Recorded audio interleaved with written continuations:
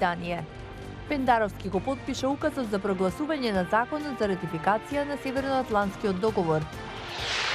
Амбасадорката на САД во НАТО, ексклузивно за гласот на Америка, зборува за важноста на членството во НАТО на Северна Македонија.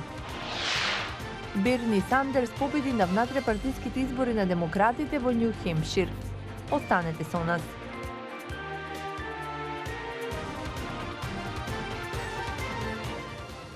Поздрав од Вашингтон. Ова е Ньюсфлеш на гласот на Америка. Председателот Пендаровски го потпиша указот за прогласување на протоколот за членство во НАТО. За процесот да се заокружи, потребна е ратификација од Шпанија. За ова подоцна во Ньюсфлеш, а сега вестите од САД и светот. Берни Сандерс победи на внатрепартиските избори на демократите во Њу Хемпшир. Тој освои 26% од гласовите, оставајќи го на второ место поранешниот градоначалник на Саут Бенд, Индијана, Пит Бутиџеџ, кој освои 24% од гласовите. Сенаторката од Минесота Еми Клобучар е на трето место. Сенаторката од Масачусетс Елизабет Ворен се најде на четврто место, додека Џо Бајден освои само 8%. Кинеските здравствени власти соопштија дека бројот на починати како последица на коронавирусот се искачи на повеќе од 1100 лица. Бројките на Националната здравствена комисија вклучуваат 97 нови смртни случаи и вкупно 44.653 заразени, откако епидемијата избувна минатиот месец. Американскиот Стейт департмент соопшти во вторникот дека ќе им овозможи на несуштинските вработени и нивните семејства доброволно да го напуштат американскиот конзулат во Хонг Конг заради предпазливост од коронавирусот. Доналд Трамп негира дека интервенирал во препораката за пресудата на политичкиот соработник Роџер Стоун, обвинет за лажење пред Конгресот.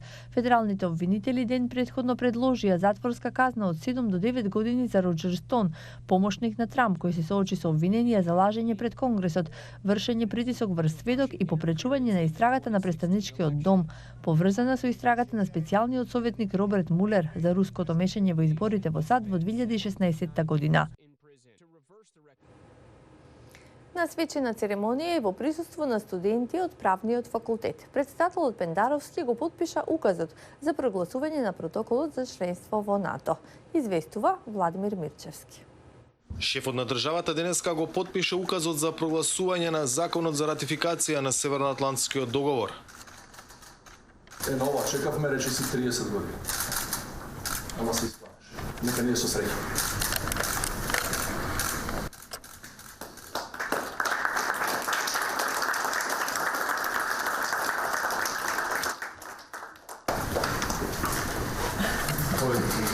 Нека биде за спомен на овој важен чин за сите.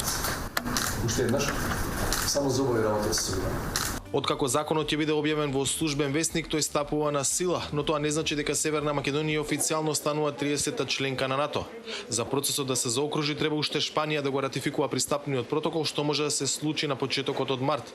Од вчера знамето на алијансата се вее пред парламентот, каде со 114 гласа за, парламентот вчера го ратификуваше Северноатлантскиот договор.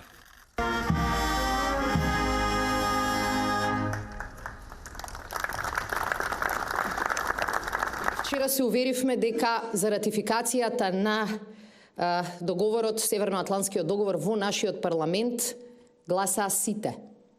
Буквално сите. Вклучително и колегите од ВМРО ДПМНЕ.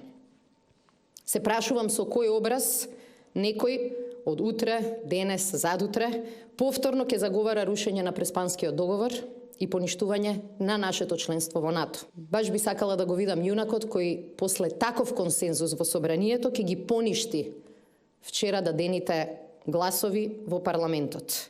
Во февруари минатата година во Брисел беше потпишан протоколот за прием на Македонија во НАТО. За 12 месеци тој протокол го ратификуваа 28 земји членки. Недостасува уште Шпанија. За гласот на Америка од Скопје, Владимир Мирчевски.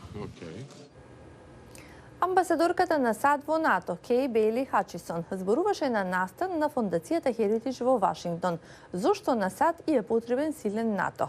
За гласот на Америка таа се осврна на важноста на членството на Северна Македонија во НАТО, но и актуелните предизвици за алијансата. Јане Бојаджиевски разговараше со амбасадорката.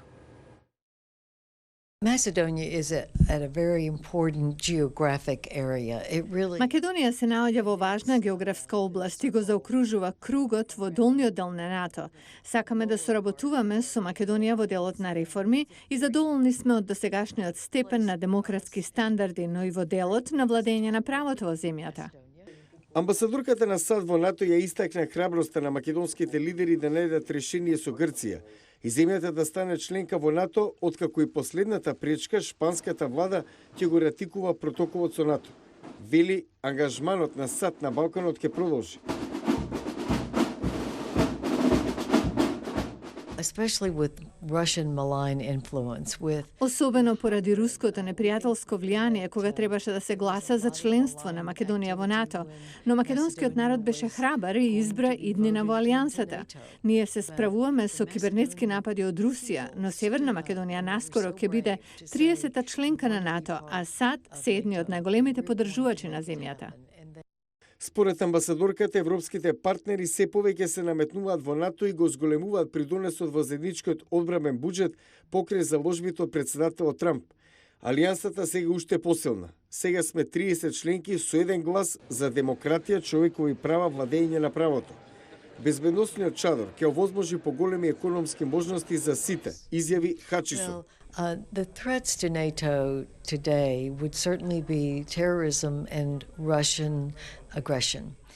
Најголеми закани за НАТО денес се тероризмот и руската агресија. Сакаме да ја одвратиме Русија да не зазема суверени територии, како што го сторија тоа во Украина и во Грузија. Сакаме Русија да биде партнер, но не може да заземат други територии и да велат дека почитуваат норми на цивилизирано општество. Поранешната сенаторка од Тексас рече дека САД и сојузниците во НАТО секогаш ќе стојат за демократијата и со нетрпение го очекуваат.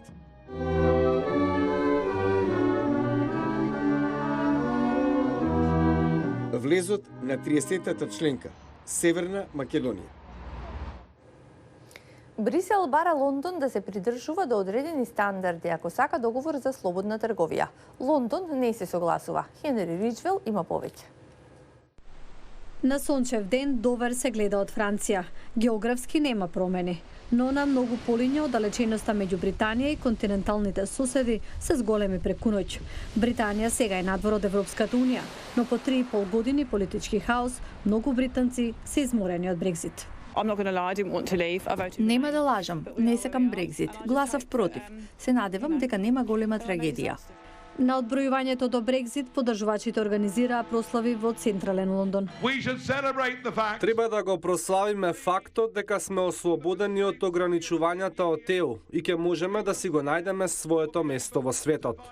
Но тоа може нема да биде лесно. Британија сега е во транзицијски период и има само 11 месеци да преговара слободен трговски договор со Европа.